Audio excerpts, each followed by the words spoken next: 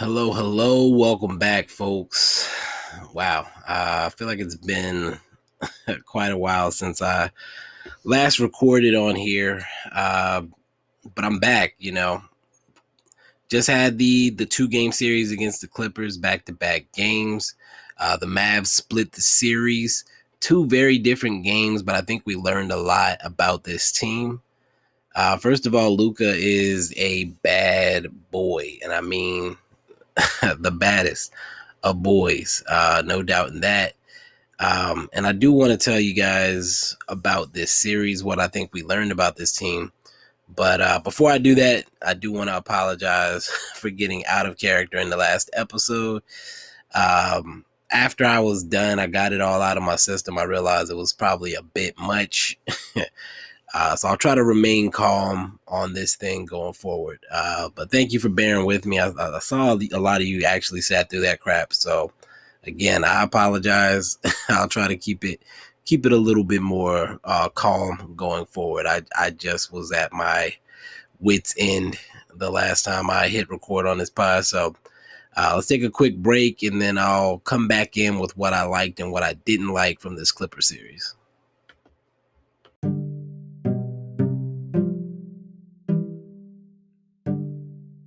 Look, I know y'all are tired of the same old ads, and they were probably kind of long, so let me condense that for you a bit. I'm partnering with 4 companies right now, and I'm going to tell you about 2 of them here. Mondo for movie merchandise and Alamo Drafthouse for movie tickets. If you go to my website, bibscorner.com, hit the support the show tab and scroll down. Just browse the Mondo site. You might see movie posters you like or other type of merchandise. Everything's handcrafted in limited edition as well.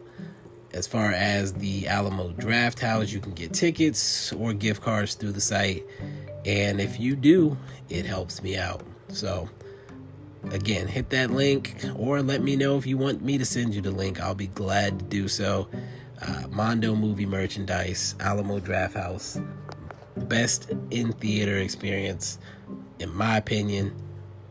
And without further ado, let's get back into this recap.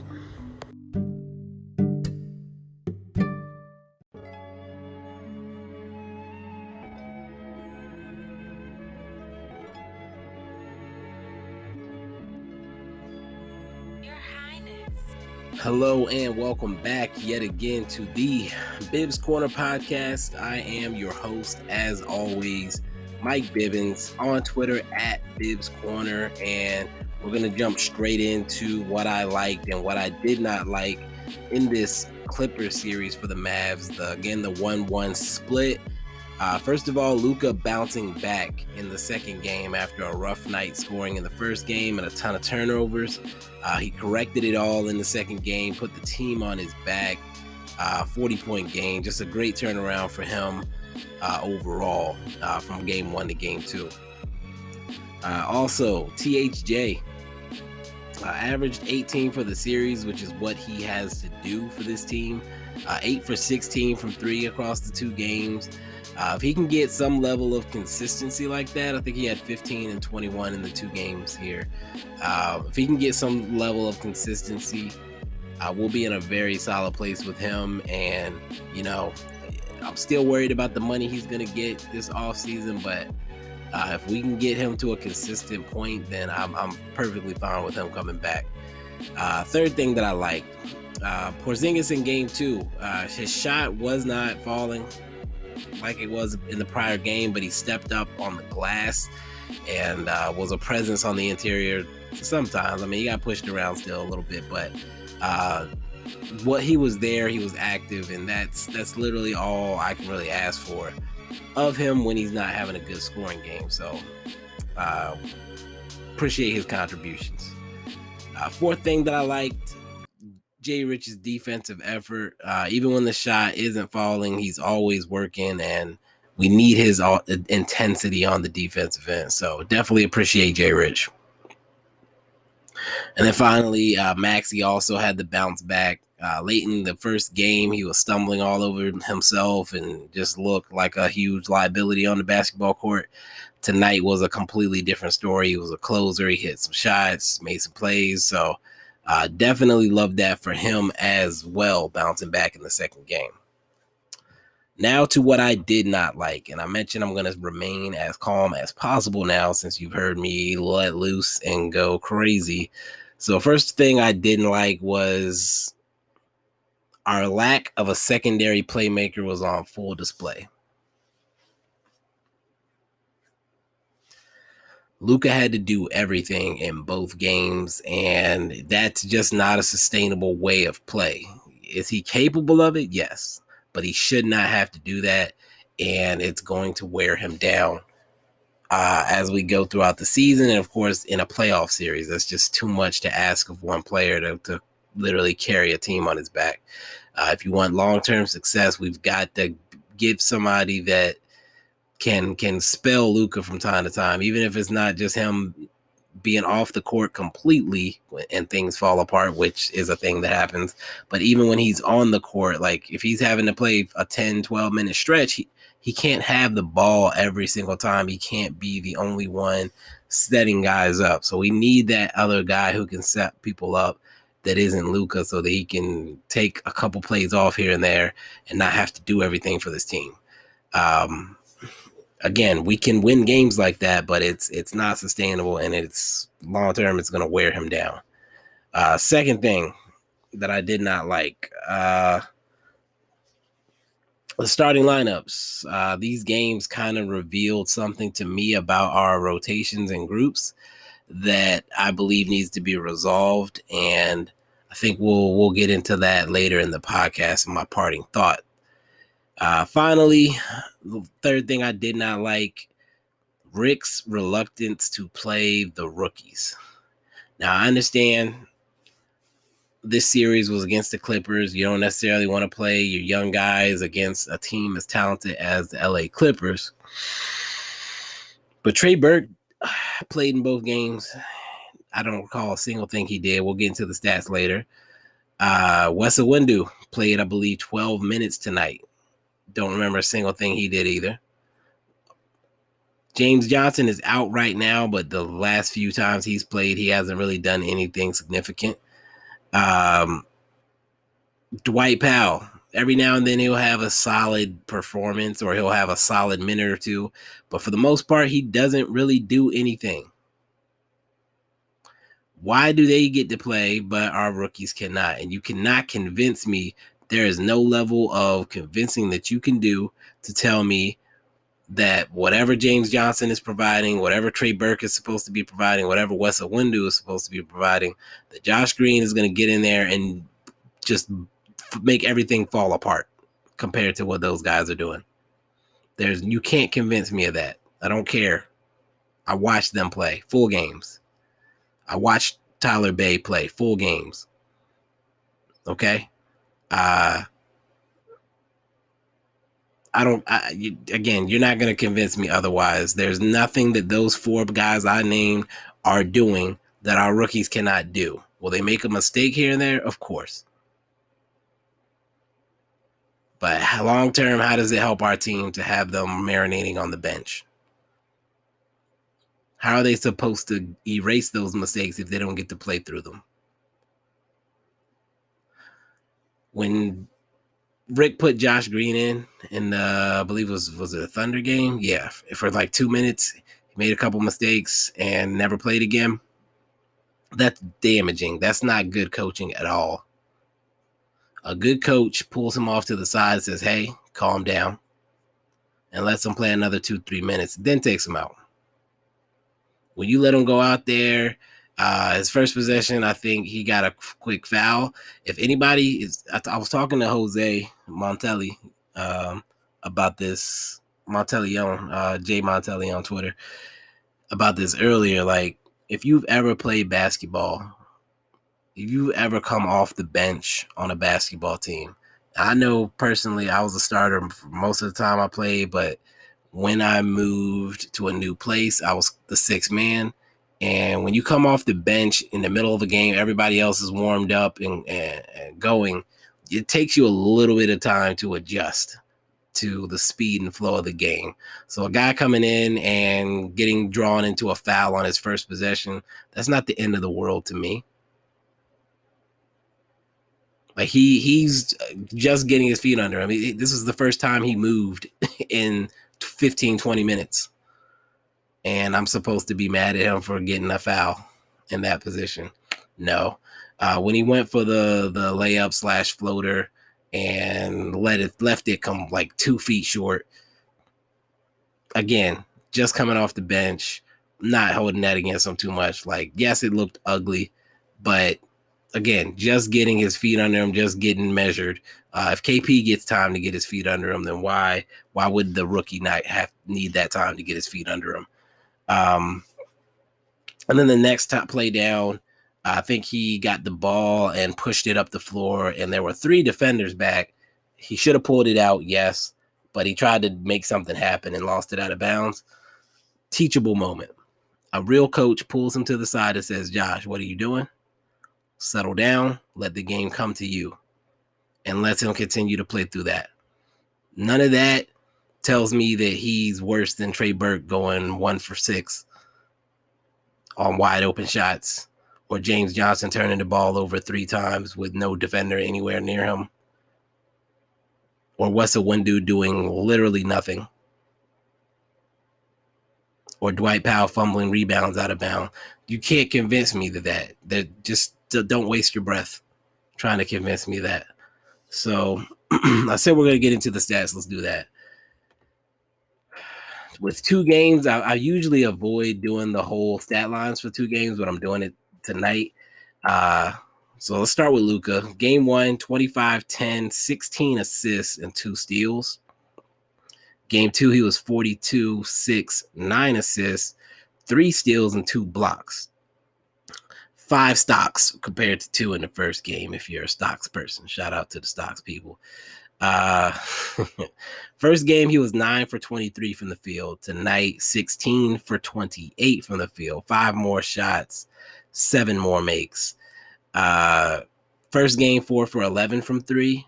Second game, 6 for 11 from 3. Same amount of threes, 2 more makes in the second game. First game, 3 for 4 from the line. Tonight, 4 for 5. So free throws didn't change much from game to game, but and again, he only missed 1 in both games. First game, 7 turnovers. Second game, just 4. Again, 16-7 ratio in the first game, 9-4 ratio in the second game. And then also in the second game, he had an offensive rebound because, I track the offensive rebound because it points to effort in some way. So tonight, Luka did the scoring. Rebounds and assists were down because he was focused on getting buckets, and he was able to do so. He knew that he had to do so because in the first game, nobody else stepped up. It was Luka, KP, Luka, KP, THJ, and nobody else did much of anything offensively. So second game, Luka comes out, puts up the 42-point game to pace the team in scoring and lead the way. Also stepped up defensively as he was able to help set a tone defensively, which really was the story of the game. I believe we held the Clippers under 90 points tonight. Let me go back to it.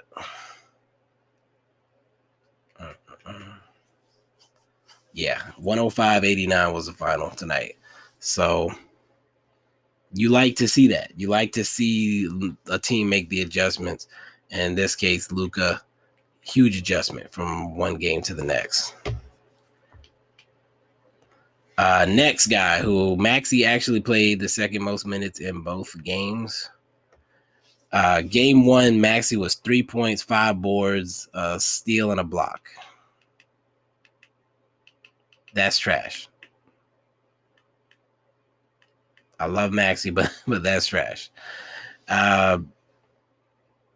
He did have his one. He made one shot. It was a 3. He was 1 for 4 from 3. And I believe he had 1 offensive rebound in that game.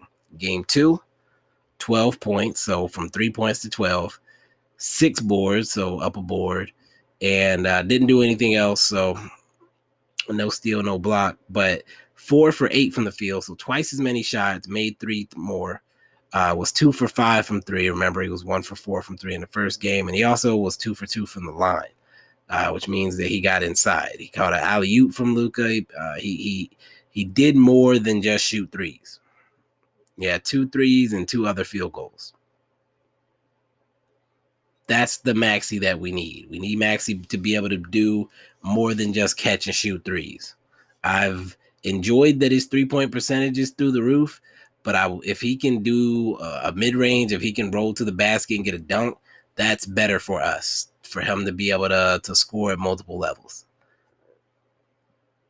Then if guys close out hard to him on the 3-point line, he can drive, or he can cut to the basket and get a dunk, stuff like that. That's a positive for us. Also stepped up a bit on the defensive end, had a couple stops on Kawhi, things like that. So you love to see that from Maxey, the full game, the full package. Pause. Third guy, Jay Rich. Again, game 1, 6 points, 3 boards, 2 assists, 2 steals, and a block. Game 2, 14 points, 5 boards, 2 assists, 3 steals, and a block. So the points up 8, the rebounds up 2, and 1 additional steal. Everything else was the same there. Shot attempts, pretty close. First game was 3 for 8. Second game was 5 for 9. So 1 more shot, 2 more makes. He was 0 for 3 from 3 in the first game and was 2 for 4 from 3 in the second game. Had an offensive rebound in each game, was 2 for 2 from the line tonight. No free throws in the first game. Again, more aggressive. Made a couple threes, got to the line, didn't happen in the first game. So Jay Rich also better second game. Now, the fourth starter was a different person in each game. In game 1, it was DFS, 8 points, 3 boards, 2 steals, and 2 assists and a steal. 3 for 8 from the field, 2 for 5 from 3 with an offensive rebound and 2 turnovers. That is basically an acceptable DFS game, the way that we've been handling him, right? That's a game that we accept from DFS as a starter. THJ started in his place tonight, 15 points, 6 boards, and an assist, was 6 for 12 from the field, 3 for 7 from 3. So replaced 8 points with 15, replaced 3 boards with 6.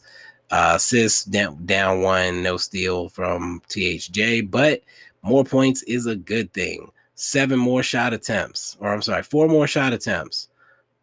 2 more threes attempted, and 1 more make. So just replacing DFS with THJ meant more offensive firepower.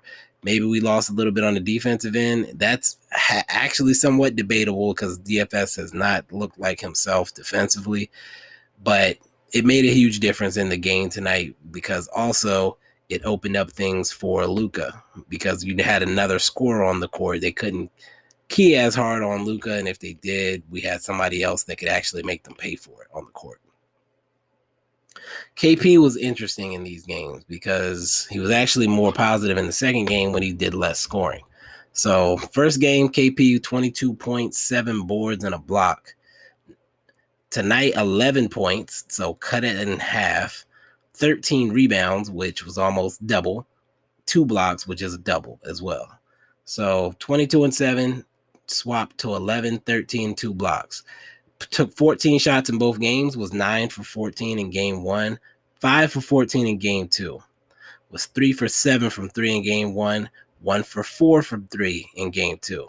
Got to the line for 1 free throw in the first game. No free throws tonight. He had 1 offensive rebound in the first game. He had 3 offensive rebounds tonight. And it felt like he had more impact on the game overall tonight when he was a rebounder instead of trying to get buckets constantly. So if he's going to be the 5, he has to do 5-man things. And if that means him not scoring as much, that has to be fine. And when you have another scorer on the court, when you put THJ on the court, when Maxey's actually hitting shots, KP doesn't have to do as much as a scorer. So overall, I can't be mad at the performance. He still got close to his shots. That's fine with me. I'm trying to see something here. Okay. Yeah. we'll move forward. So moving to the bench, THJ was the main guy off the bench in the first game, played 30 minutes off the bench and had 21 points, 1 board, 1 assist, 1 steal, 8 for 12 from the field, 5 for 9 from 3. Again, I mentioned earlier, it was Luka, KP, THJ all over 20. Nobody else had 10 points in the first game. Brunson. Just when everybody's jumping on the bandwagon and loving him, he has 2 bad games against a team that has more size. And that's kind of where you realize he's not a big guy. He had 8 points, 2 boards, 3 assists in the first game, was 3 for 4 from the field, 2 for 2 from 3 in 23 minutes. Game 2, we're down a guy, he played less minutes with just 15. We went heavy on the starters in this game. So just 15 minutes for Brunson off the bench tonight. 5 points, 3 boards, 2 assists, and a steal, was 2 for 5 from the field, 1 of 2 from 3, with 5 turnovers. That is horrendous. Had 1 offensive rebound as well. So 5 turnovers in 15 minutes. That's why he did not play more. Willie Cauley-Stein off the bench both games. First game, he played 16 minutes, had 6 points, 2 boards, a steal, and a block, was 3 for 5 from the field. Tonight, just 12 minutes, 4 points, 2 boards, and 2 blocks, 2 for 2 from the line. He has good spurts, and he's fine as KP's backup, in my opinion. But, I mean, he is what he is. If you play him 10 minutes or so, it's fine. When he has to play more than that, it's usually not as fine. Game 2, Wessa Windu, 11 minutes, had 2 rebounds, 2 fouls, and a turnover. Again, why? You telling me Green can't do that? He can't go get 2 rebounds, 2 fouls, and a turnover and take 0 shots?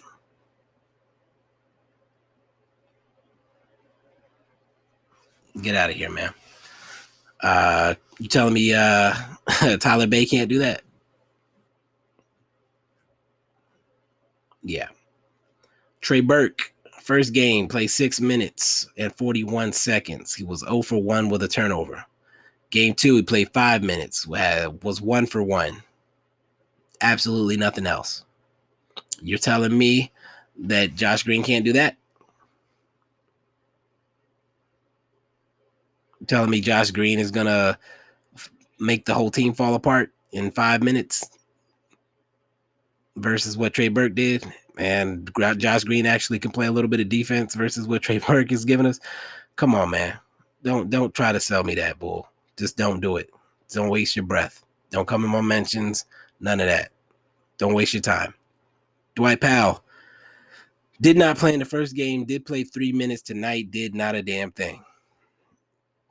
Tyler Bay can definitely come in and do not a damn thing.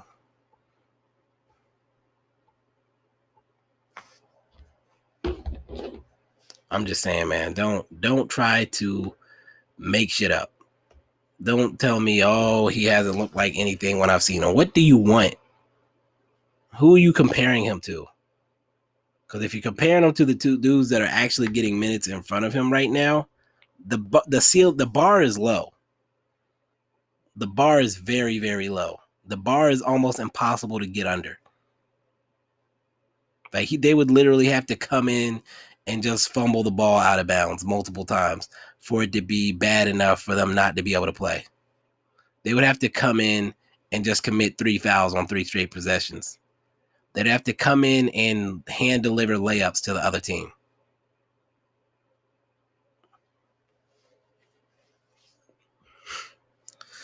Moving forward, let's go ahead and crown our player of the game. I'm going to go with Luka for this one. I think he earned it. 16 assists in the first game where he was getting absolutely no help and couldn't hit a bucket. Just huge. I mean, that was a bad game for him technically, but 16 assists, that's just stupid. Again, egregious, shows that we don't have any other person that can handle the ball, but still just a dumb stat. Then 42 points in the second game when he decided to do it himself. We really need to put some talent around Luka Doncic as soon as possible. This is allegedly the last year we're going to have real money if we're not going to do something big like trade Porzingis. This is the last opportunity we have. I would love for us to go take on somebody with a contract right now that nobody wants, or a team just wants to dump, or like Alonzo, who the Pelicans probably aren't going to re-sign. Like somebody who's going to get a payday, John Collins, whatever. Go get one of those guys. I don't care about the fit or anything else. You get talent, period. Put talent on the roster. Figure out everything else later. If somebody needs to get traded, fantastic. It is a talented player that other people actually will want. You can't just keep signing riffraff and expect to be able to do anything later. You accumulate talent and then you can trade people later. Don't worry about the fit. It's asset acquisition. If somebody offered me a free car right now, I'm going to take the free car. I don't need a car, but I will take the free car because maybe I can sell it later for something. Maybe if my other car goes down, I can use it. What a convenience that I have this extra car here.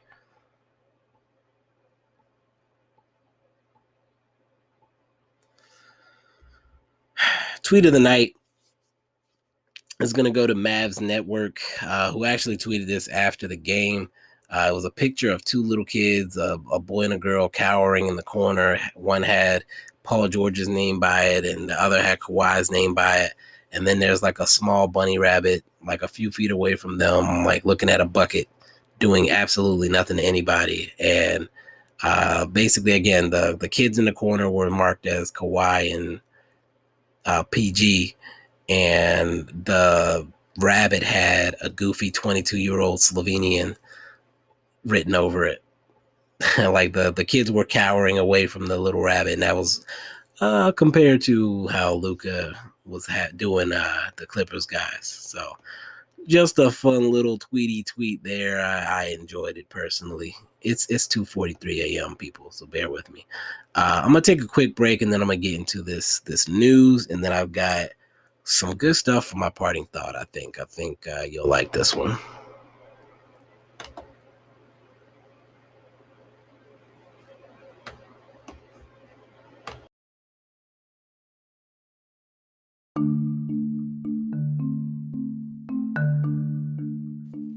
Okay, folks, second plug of the night. If you've cut the cord or you're looking to cut the cord, I've actually partnered with two streaming services as well, Vidgo and Philo. Vidgo offers a comprehensive sports package, and Philo's more focused on the scripted TV networks. If you're interested in maybe taking a look, go again to the support the show tab on the bibscorner.com website. Scroll down until you see those links and give them a look. And while I'm here, I do have merch available on the website right now as well. Right now, just hoodies, masks, and stickers. If you're interested in any other type of merch, anything that you would want to have that has the Bibs Corner logo on it, cups, whatever, let me know. I can make it happen. And without further ado, let's get back into this NBA news.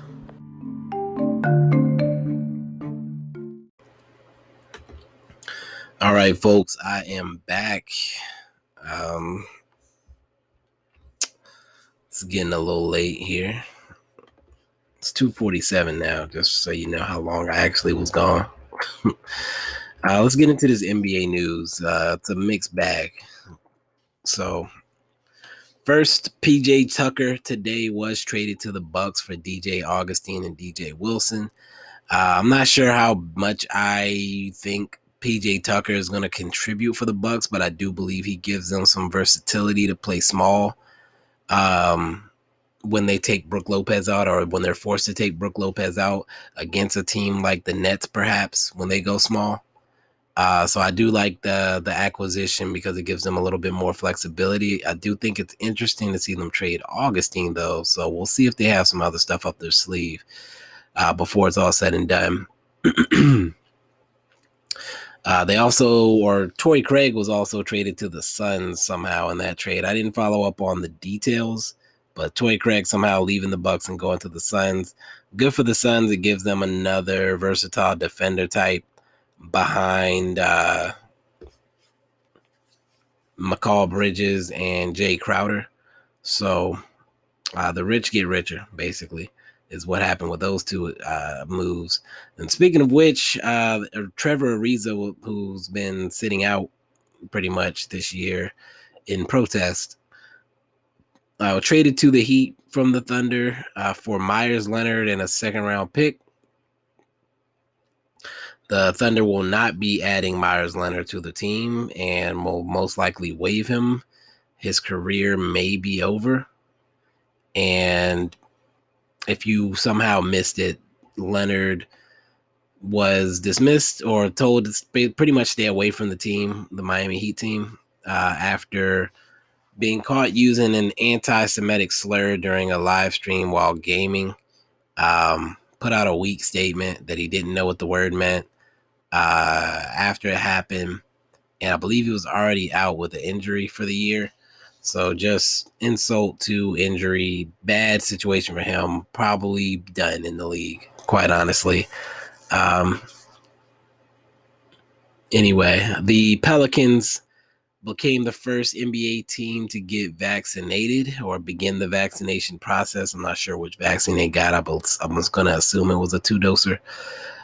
So good for them. The league also just eased rules for vaccinated teams to encourage players to get vaccinated. Like, hey, maybe you want to have guests or to be able to visit family freely, or maybe you want to take less tests.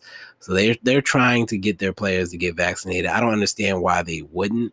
Now, I do know the 2 shots, potentially you could have some pretty rough side effects on that second shot, and that could potentially affect some teams. I think if you kind of space it out a little bit between your players, you give yourself an okay opportunity to not be derailed if somebody has to be out for a couple of days due to illness.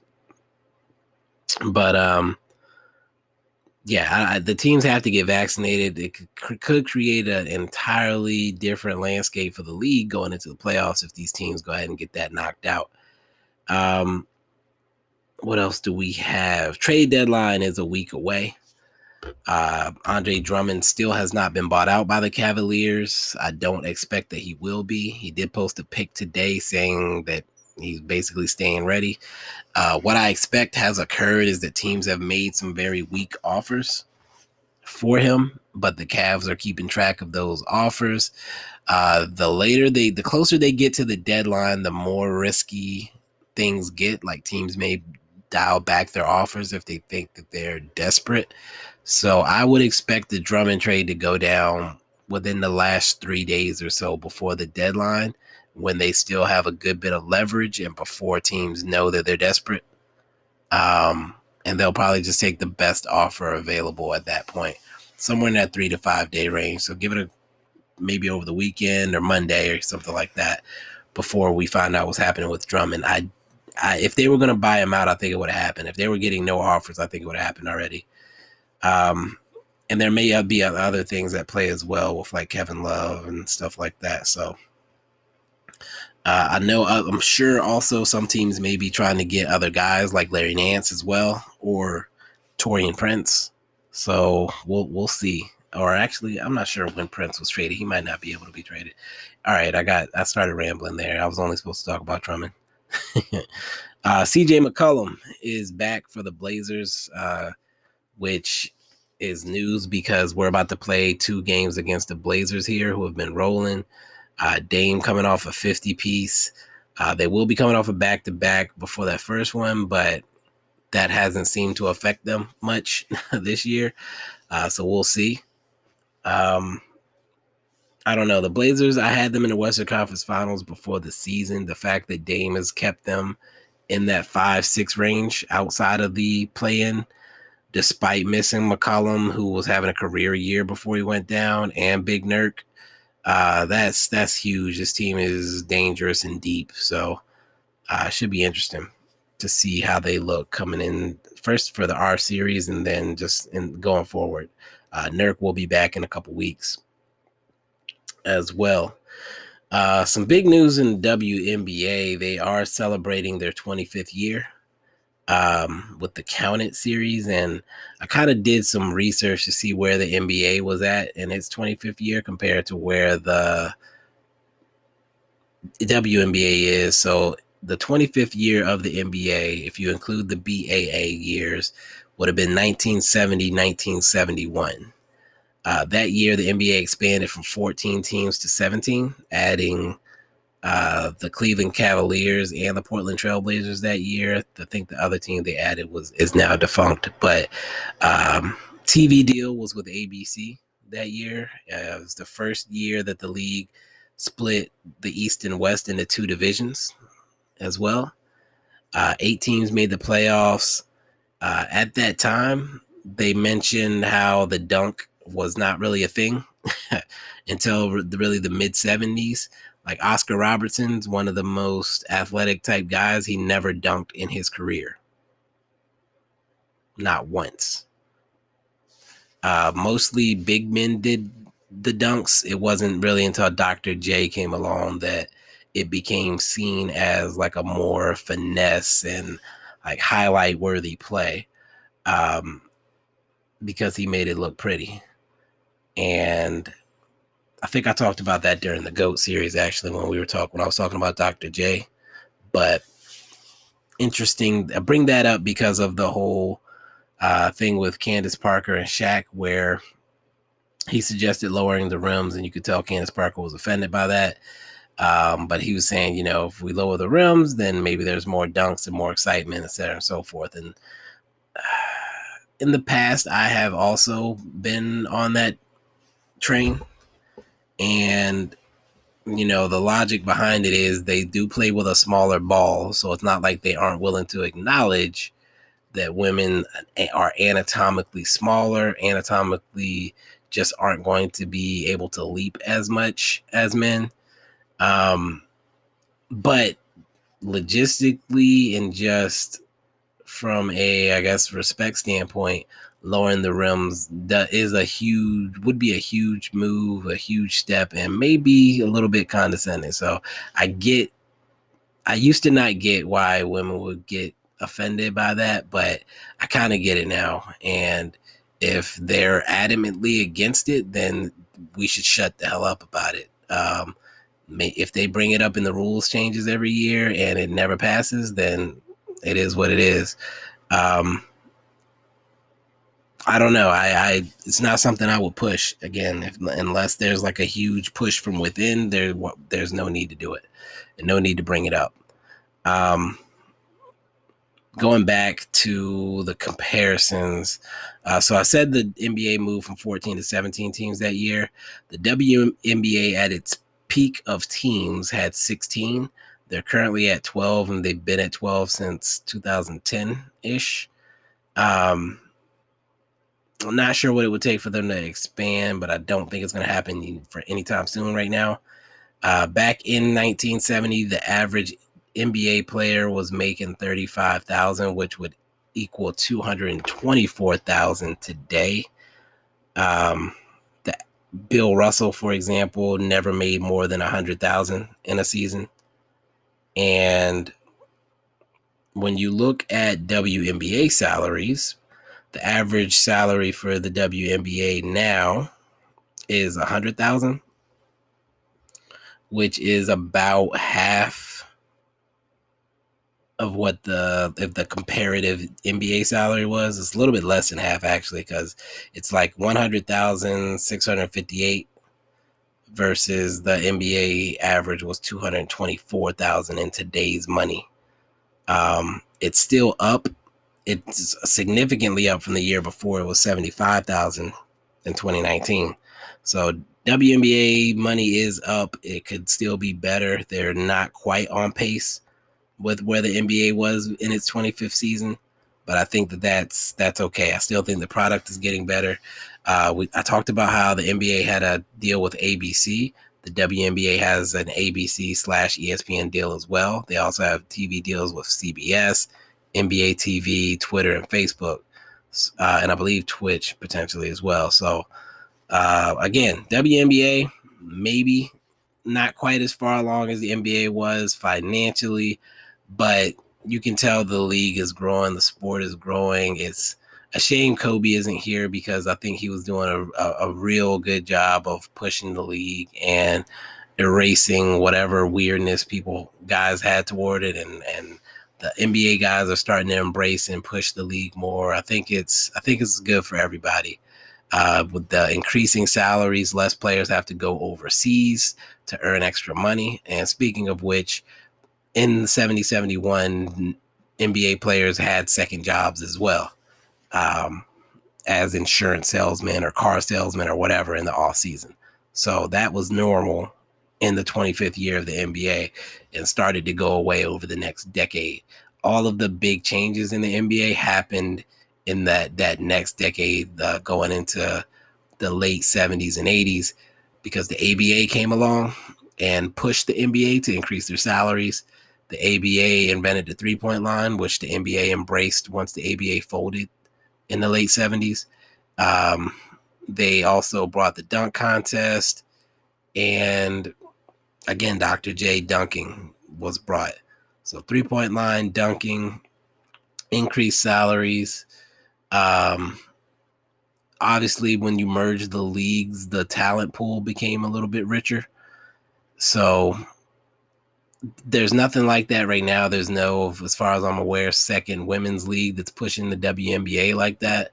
The overseas leagues do make more money, but it's not like a cohesive like brand that I think is a threat to where the WNBA is going to push more money. Like we saw the G League have to step up their stuff because of the NBL in New Zealand and Australia. So it's going to be interesting to watch the WNBA over the next decade or so, to see if they have that explosion, kind of like the NBA did. But anyway, I have to switch to a little bit more sobering news. Former Mavs Sean Bradley announced publicly today that he was hit from behind on his bike in late January and left paralyzed. He's been rehabbing. I guess he's doing a little bit better now than he was initially after the accident, and is encouraged, I guess, that things are going to continue to get better. You have to hope for that, because man, that's rough. A 7'6" guy like that, to be out exercising, apparently right around the corner from his house, and just get hit and be left paralyzed is horrible. I can't imagine what it's been like these past couple of months. So definitely hope things continue to improve for Sean. Keep his family in your thoughts, all that. So with that, let's transition into my parting thought of the night. It feels weird to get back to basketball after that, but I do need to do that. But before I do that, actually, I was on the Immaculate Vibes pod with Jose and James. I had a good time with those guys. Talked about the Spurs way more than I would have liked to. Tony Parker's place in history, Manu's place in history, all that good stuff. And then we got into some other stuff. They did let me sound off about analytics and the role in sports. Like I pretty much just go over the history of analytics, the way I don't believe they're applied correctly in all times. But you have to check out their pod for that. I was going to try to squeeze something in tonight, but did not leave myself a lot of room for that. But then after the pod ended, I ended up talking to Jose about, this Mavs team and stuff like that, and the issues that we see, the things that people out there don't seem to see. And I almost wish we had recorded it, but at the same time, I don't, because I feel like the stuff that was said, a lot of people would be upset by. So it's good to be able to talk to other people that see the same things you see as far as the franchise and the shortcomings of the front office. The delusion of some fans who just buy everything they say, despite the lack of results over the years. I don't know, man. I know I can't have those conversations with some people, and that's okay. That's okay. I'll just make sure I'm very selective with what I say and to whom I say it. But moving into our parting thoughts, and this might be controversial to some people, but last year, I forget what point it was, but last year I would say that Maxey and DFS needed to give us 2 for 5 from 3 while playing good defense to justify their playing time. Coming into this season, I kind of stuck with that, but I have started to realize something about this roster construction, this team, the lineups, the rotations. When I said that, THJ was starting, which meant Luka, KP, and THJ were scorers, and Maxey and DFS could basically mostly focus on defense and hit a couple shots. But then we moved THJ to the bench because we brought in J Rich. Now, for whatever reason, I accepted the narrative that J Rich was going to come in and Luka was going to make him a better shooter or whatever, and he'd be a scorer.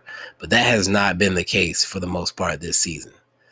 He is a defender that can score a little bit. So now we have 3 guys, J Rich, DFS, and Maxey, that are primarily defenders, but kind of questionable as scorers. Maxey, yes, he can hit a ton of threes, but he can't really put it on the floor. He can't really do much inside the arc on his own. He has this catch and shoot pretty much. Dorian Finney-Smith, even when he's open, he's not hitting this year. His 3-point percentage has gone down. Most of his shots are wide open, and he's not hitting at a good rate. Like, I think the Clippers in the first game pretty much just didn't guard him until he got the ball. We can't afford to have that. And then also J Rich being a questionable shooter who has not been hitting threes, hesitates.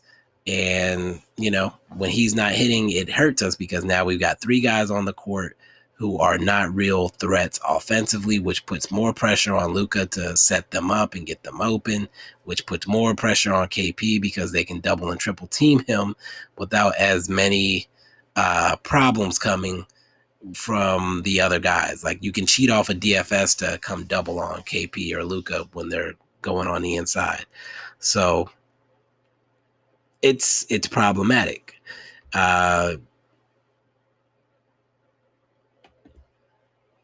Tonight, DFS was out. THJ replaced him. And, I've been talking about getting a second playmaker or shooter or whatever beside Luka. If you replace DFS, J Rich, or Maxey, let's say it's John Collins, if you replace one of those 3 guys with a scorer, you change the dynamic. You can have 2 defensive guys and 3 scorers, but you can't have 3 defensive guys and 2 scorers. It doesn't, there's not a good balance there. If you replace one of those guys with a scorer, it changes the entire dynamic of the offense. Now you have to guard a third person, and there's less pressure on everyone else. Everyone gets the pressure released because you can't just put anybody on 3 players now. Instead of, you have to be very selective with who you're going to key on defensively when there's 3 threats versus 2. That means more open shots for Maxey, potentially, more open lanes for Luka, and more good looks for KP as well. J Rich has been doing the job defensively, I believe more so than DFS. So DFS is the weakest link in the offense. Because J Rich, even though he can't really shoot threes this year, he does a good job of putting it on the floor from time to time and scoring that way. So DFS by far is the weakest link because Maxey is at least hitting his open threes. So if we can replace DFS with a scorer, we have to do it. If you don't want to make any trades to get another score, then the only option really is THJ. Depending on who the matchup is, maybe you can get away with Brunson, but it probably has to be THJ just for size reasons. And then you worry about the bench later. Personally, I would love to add somebody that can score, but the team has said they're not making a trade unless it's a game changer. So, it is what it is. I'm not fighting with this team anymore. I have no power over what they do. I feel like half the stuff out of their mouth can't be trusted. But if that's what they said, then that's what I have to go by. Like I said in the last podcast, if they said that Luka was resting, he wasn't actually hurt, then I have to believe that they rested him, and I have to disagree with that decision. If they say that they're not going to make a trade unless they can get a star level player, then that's what I have to accept until they do something else. So with that, that's really all I got for tonight, guys. I will catch you next time. Let me see here. Oh, I do plan to do a mid-season with my boy Josh. Probably going to be recording that Saturday. I'll probably release it on Sunday. And then, of course, I'll be doing the Outsiders Pod with Reese on Sunday after the game. So that's where you'll get your Blazers talk. So if you're not checking out the Outsiders Pod and you have a reason for that, DM me, hit me up, let me know why. So because I want that podcast to grow, and I noticed I'm getting more plays on this podcast than we are on the Outsiders, and that doesn't make a lot of sense to me. I mean, I understand I cultivated this, but again, if you have something, you have some feedback that you want to add, but you don't necessarily want to do it in public, send me a DM. I want that feedback. I want to know what we can do better. If you have questions about this podcast, hit me up. Let me know what I can do better. So in the meantime, everybody, peace.